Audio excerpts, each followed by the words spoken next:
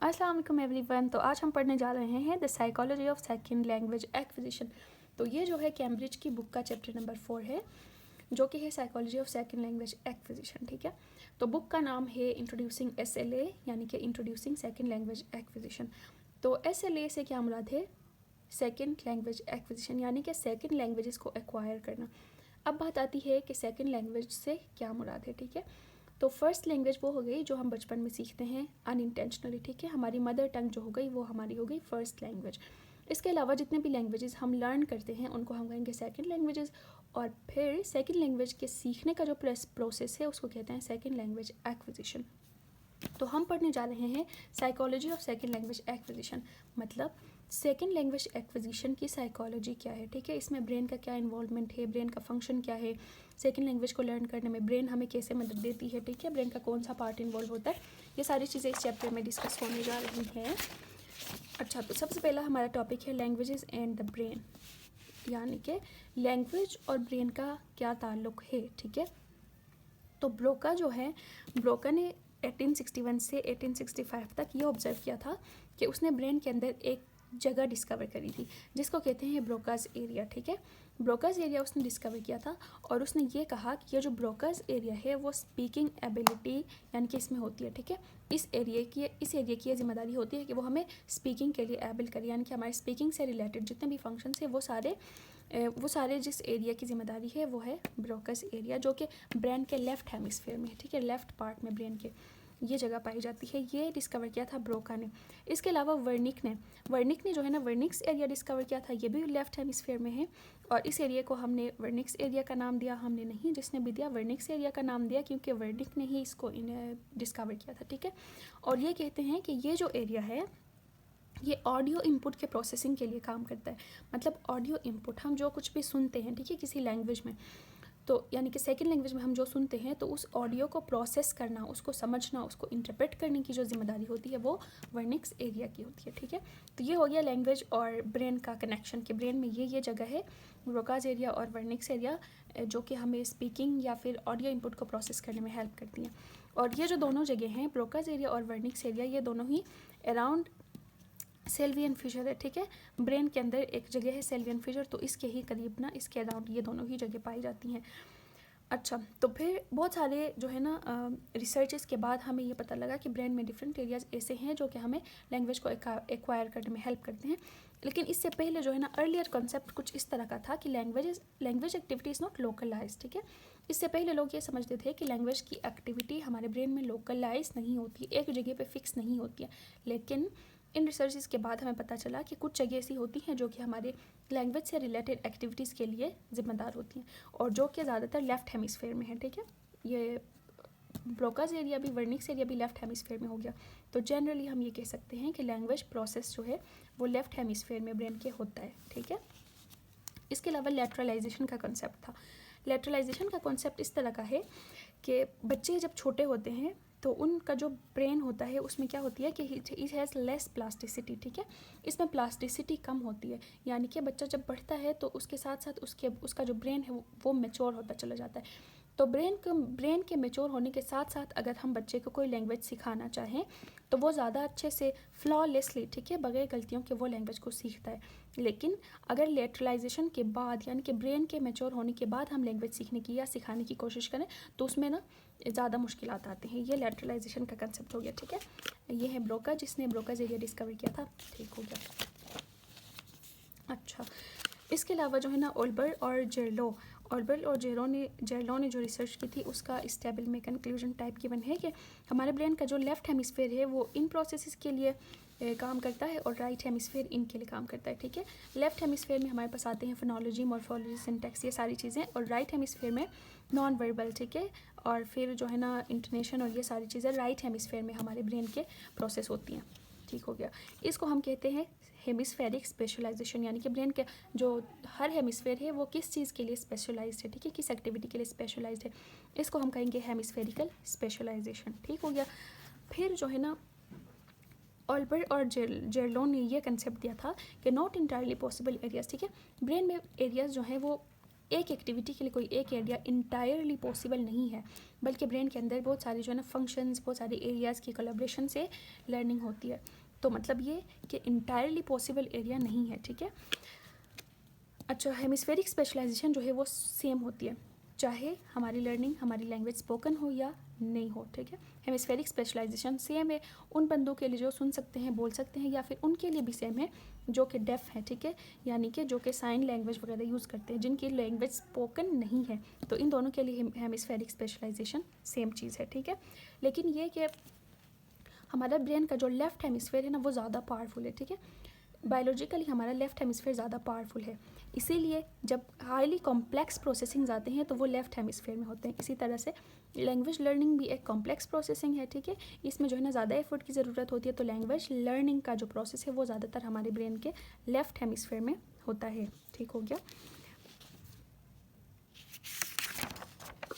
अच्छा, इसके अलावा जो है ना यहाँ पे वो प्रोसेसेस बताए हैं कि जिन प्रोसेसेस को यूज़ करते हुए रिसर्च किया जाता है लैंग्वेज और ब्रेन के कनेक्शन को समझने के लिए, ठीक है।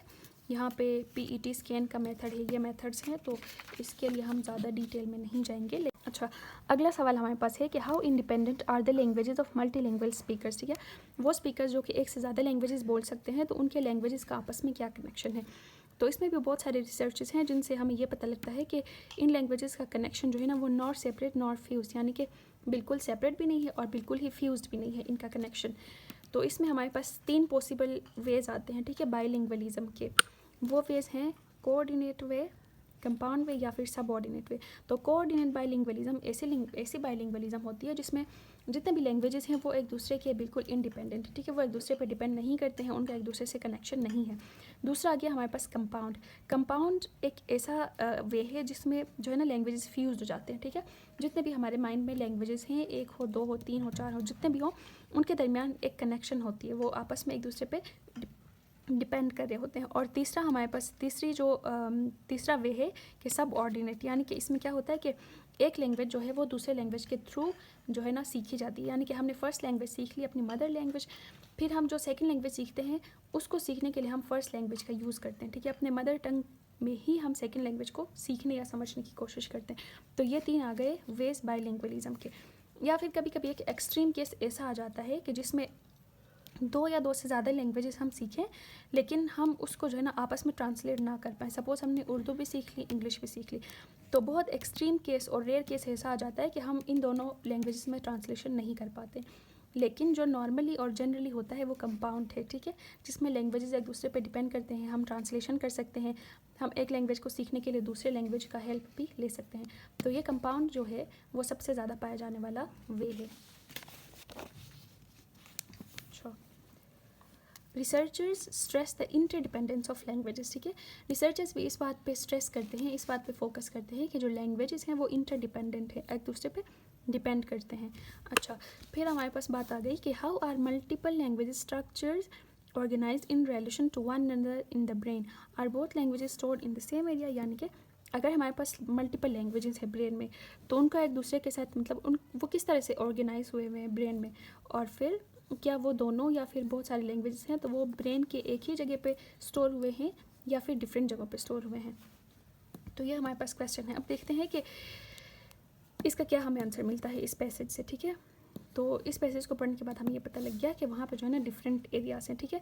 ब्रेन में डिफरेंट लैंग्वेजेस के लिए या फिर डिफरेंट प्रोसेसेस के लिए डिफरेंट एरियाज़ हैं, लेकिन वो ओवरलैप करते हैं। मतलब ये कि एक एरिया अगर एक प्रोसेस के लिए है तो वो दूसरे एरिया से बिल्कुल डिफरेंट नहीं है, बल्कि ओवरलैप करते हैं। उनमें कुछ प्रोसेसेस या फिर कुछ वेज जो है ना दोनों में सेम हो जाते हैं, ठीक है।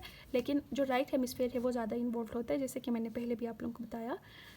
अच्छा, तो रिसर्चर्स ने यह फाइंड किया कि सर्जरी वगैरह के दौरान जब उन्होंने ब्रेन के एक पॉइंट को डिस्टर्ब किया, ठीक है, ब्रेन में किसी जगह को डिस्टर्ब किया, तो फिर जिस बंदे के ब्रेन को डिस्टर्ब किया है वो फिर चीज़ों का नाम नहीं दे सका, ठीक है। मतलब ये कि जिस एरिया को डिस्टर्ब किया है वो इस बात की जिम्मेदारी उसकी थी कि वो चीज़ों का नाम याद करे या फिर चीज़ों को नाम देना उस बंदे को सिखाए। तो जब उसका वो पार्ट डिस्टर्ब हो गया तो वो नाम नहीं दे सका, ठीक है। L1 में भी L2 में भी, मतलब ये कि ये जो एरिया है वो L1 L2 दोनों के लिए है, ठीक है, ओवरलैपिंग है। तो इसी तरह ब्रेन पे बहुत सारी रिसर्चेस करते हैं जिनसे हमें इस तरह की फाइंडिंग्स मिल जाती हैं, ठीक है। अच्छा, तो अगला हमारे पास टॉपिक या अगला सवाल है कि does the organisation of the brain for L2 in relation to L1 differ with age of acquisition, how it is learn और लेवल ऑफ प्रोफिशेंसी, यानी कि L1 और L2 का जो रिलेशन है वो एज के साथ चेंज होता जाता है या फिर नहीं होता है। अगर चेंज होता है तो फिर वो कैसे हम L2 को लर्न करते हैं एज के साथ, यानी कि एज का फैक्टर L2 की लर्निंग में क्या है, ठीक है। तो फिर यहाँ पे हमें ये आंसर मिलता है कि age of acquisition influences brain organisation, ठीक है। हम लोग जिस एज में सेकंड लैंग्वेज को लर्न करते हैं वो हमारे ब्रेन ऑर्गेनाइजेशन को इन्फ्लुएंस करती है, ठीक है। जिस तरह से पहले भी मैंने बताया ना कि जब हम यंग एज में किसी लैंग्वेज को लर्न करते हैं तो वो ज़्यादा अच्छे से हमारी लर्निंग होती है। मतलब ये कि जब हम यंग एज में एक्विजिशन करते हैं तो ब्रेन ऑर्गेनाइजेशन उतनी ही ज़्यादा अच्छी होती है, और हमारे एज के बढ़ते साथ साथ जो है ना ब्रेन की ऑर्गेनाइजेशन में हो सकता है कि उतना ज़्यादा पॉजिटिव रिज़ल्ट हमें ना मिले, ठीक है। इसी तरह से वेड ने जो है ना ये कंक्लूजन दिया था कि individuals who acquire L2 later in life show more right hemisphere involvement, ठीक है। यानी कि अगर कोई बंदा है, कोई शख्स है, वो लेटर, ठीक है, बचपन में नहीं बल्कि बचपन के गुजरने के बाद या फिर जैसे वो बड़ा होता जाता है तब अगर वो कोई लैंग्वेज को सीखना, लैंग्वेज को एक्वायर करने लग जाए तो फिर उसमें क्या होता है कि राइट हेमिस्फेयर की इन्वॉल्वमेंट ज़्यादा होती है, ठीक है। हालांकि कम्प्लेक्स प्रोसेसेस के लिए लेफ़्ट हेमिस्फेयर का इन्वॉल्व होना लाजमी है, ठीक है, मैंने पहले आप लोगों को बताया। लेकिन जब हम लेटर ज़िंदगी में यानी कि बहुत देर बाद हम लैंग्वेज को लर्न करते हैं तो उसमें जो है ना राइट हेमिस्फेयर ज़्यादा इन्वॉल्व होता है। और फिर इसी तरह वेलमेन और रिचर्ड्स ने भी ये कहा था कि right hemisphere involvement for individuals who acquire L2 between age 9 and 12, 9 से 12 एज तक जो बच्चे L2 लर्न करते हैं उनकी लर्निंग में जो है वो राइट हेमिस्फेयर ज़्यादा इन्वॉल्व होता है। लेकिन अगर कोई बच्चा 4 साल या 4 साल से पहले लैंग्वेज लर्न करना चाहे तो उसमें जो है ना लेफ़्ट हेमिस्फेयर ज़्यादा इन्वॉल्व होता है। इसीलिए लेफ़्ट हेमिस्फेयर जो है वो ज़्यादा शार्प है काइंड ऑफ, इसलिए जो बच्चे जल्दी लर्न करना शुरू करते हैं उनमें फिर हमें रिज़ल्ट उतना ही अच्छा मिलता है, ठीक है। अच्छा, फिर जो है ना कुक ने इस बात का हमें रीज़न दिया कि राइट हेमिस्फेयर जो है उसकी इन्वॉल्वमेंट क्यों ज़्यादा होती है, ठीक है। L2 में जब हम L2 लर्न करते हैं तो राइट हेमिस्फेयर की इन्वॉल्वमेंट ज़्यादा होती है। तो वो क्यों होती है? क्योंकि कहते हैं कि जब हम L2 लर्न करते हैं तो उसके लिए जो है ना बहुत सारे मीन्स होते हैं, ठीक है, बहुत सारे मीन्स होते हैं। लेकिन जब हम L1 लर्न करते हैं ना तो हमारा कोई मीन नहीं होता है, हम लोग सिर्फ लिसनिंग से ही उसको लर्न करते हैं। लेकिन जब हम L2 पढ़ते हैं तो सिर्फ लिसनिंग से नहीं बल्कि रीडिंग से, राइटिंग से, तो ज़्यादा मीन्स, ज़्यादा ज़राए को यूज़ करते हुए हम L2 लर्न करते हैं। इसीलिए राइट हेमिस्फेयर ज़्यादा इन्वॉल्व होता है। ये हमें किसने बताया? कुक ने बताया, ठीक हो गया। अच्छा, फिर ऑर्गेनाइजेशन ऑफ L2 के बारे में हमें ये बात बताई गई है कि L2 की ऑर्गेनाइजेशन कुछ इस तरह होती है कि लोअर लेवल्स ऑफ प्रोफिशेंसी, ठीक है। अगर कोई L2 लर्नर है वो ज़्यादा प्रोफिशेंट नहीं है, ठीक है, प्रोफिशेंसी के लोअर लेवल्स में है, मतलब अभी तक इतना ज़्यादा प्रोफिशेंट नहीं हुआ है, तो उसकी ऑर्गेनाइजेशन जो है ना डिफ्यूज़ काइंड ऑफ होती है, ठीक है, मतलब इतनी परमानेंट या फिर इतनी हार्ड कॉम्पैक्ट टाइप की नहीं होती है। लेकिन अगर कोई लर्नर जो है वो हाईली फ्लुएंट हो जाए, ठीक है, L2 में उसकी फ्लुएंसी बहुत ज़्यादा है तो उसके माइंड में L2 की ऑर्गेनाइजेशन कॉम्पैक्ट होती है, मतलब ज़्यादा कॉम्पैक्ट होती है, जिसकी वजह से जो है ना जब हम किसी लैंग्वेज को हम खुद भी अपनी डेली लाइफ में ये नोटिस करते हैं कि जब हम किसी लैंग्वेज में ज़्यादा प्रोफिशेंट होना तो उसको भूलने का चांस ज़्यादा नहीं होता है। क्यों? क्योंकि उसकी ऑर्गेनाइजेशन कॉम्पैक्ट होती है, ठीक है। अच्छा, अगला टॉपिक है do 2 or more languages show the same sort of loss और डिस्ट्रप्शन आफ्टर ब्रेन डैमेज, यानी कि अगर कोई बंदा है उसका ब्रेन डैमेज हो गया, ठीक है, ब्रेन डैमेज हो गया तो उसका लैंग्वेज पे क्या इफेक्ट पड़ जाएगा, ठीक, वो लैंग्वेजेस का उसका जो माइंड है वो लैंग्वेजेस को लॉस करेगा, ठीक है, वो लैंग्वेजेस को भूल जाएगा। तो किस पैटर्न में भूल जाएगा, ठीक है, किस तरह से भूल जाएगा, ये हमारा क्वेश्चन है। और इसका आंसर इस तरह है कि एक हाइपोथेसिस हमें ये बताती है कि जो है ना सपोज़ कोई बंदा है, ठीक है, उसमें कौन कौन सी लैंग्वेजेस हैं, L1 है, ठीक है, उसकी मदर टंग, फिर L2 जो उसने पहले सीखी है, फिर L2 जो उसके फर्स्ट के बाद सीखी है, फिर L2 जो आखिर में सीखी है। सपोज़ इस बंदे का ब्रेन डैमेज हो जाता है, ठीक है, किसी इंसिडेंट में, किसी एक्सीडेंट में, किसी वजह से चोट लगे, जो भी हो, उसका ब्रेन डैमेज हो जाता है। तो एक हाइपोथेसिस हमें ये बताती है कि जो है ना ये चांस है कि लॉस जो है ना, यानी कि लैंग्वेज को भूलना जो है वो आखिर से शुरू होगा, ठीक है। हमने जो लैंग्वेज आखिर में सीखी है वो सबसे पहले लॉस होगी, उससे पहले जो सीखी है फिर वो बाद में लॉस होगी, इसी तरह। और L1 जो है हमारी मदर टंग वो आखिर में लॉस होगी, आखिर में लॉस हो गई है। इसीलिए जब उस बंदे की रिकवरी होगी तो सबसे पहले वो L1 की रिकवरी होगी। क्यों?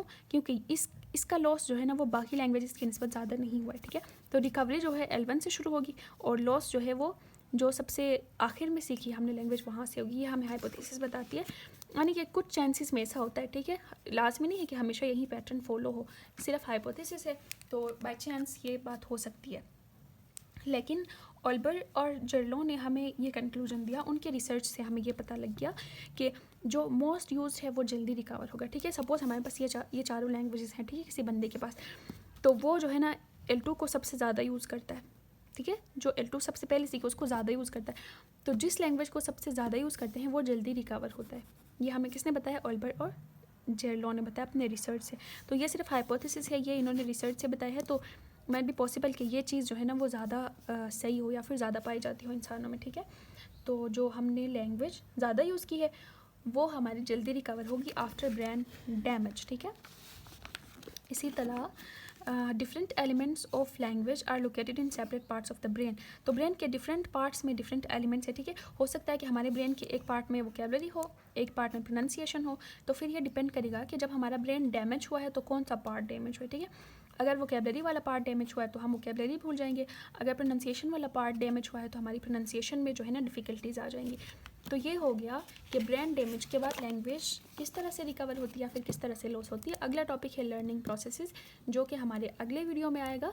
तो आई होप कि आप लोगों को ये सारी चीज़ समझ आ गई होगी जो हमने अभी पढ़ ली। तो don't forget to subscribe, like, comment and share. तो अगले वीडियो का इंतज़ार कीजिएगा। अल्लाह हाफिज़।